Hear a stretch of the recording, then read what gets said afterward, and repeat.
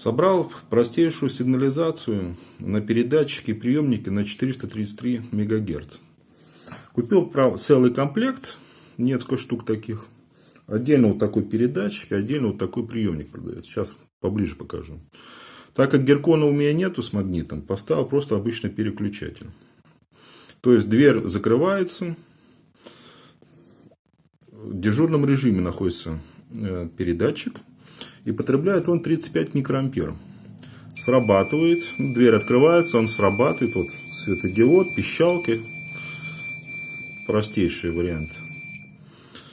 Дальность действия в пределах квартиры около, сколько там было, около 20 метров примерно. Это с учетом кирпичной кладки, перекрытий и тому подобное. Передатчик собран тоже примитивный, готовый уже, ничего нового не придумал. Припаял только один бузер, да и антенну припаял, вот и все. Использовал еще, на Гербесте купил такие вот, по 40 копеек, по-моему, стоил.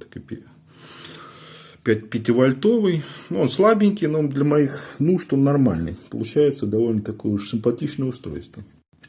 Сейчас покажу.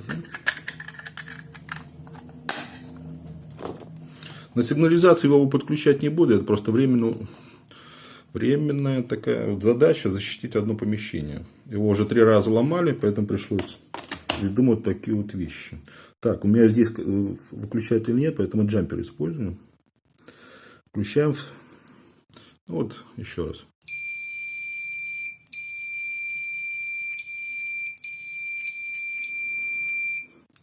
Тут есть еще у меня предусмотрено, так как он очень много жрет, сам передатчик в режиме ожидания 35 микроампер потребляет ток, а вот в режиме передачи он потребляет уже 14 миллиампер. То есть очень много, и эта батарейка выжирает просто моментом.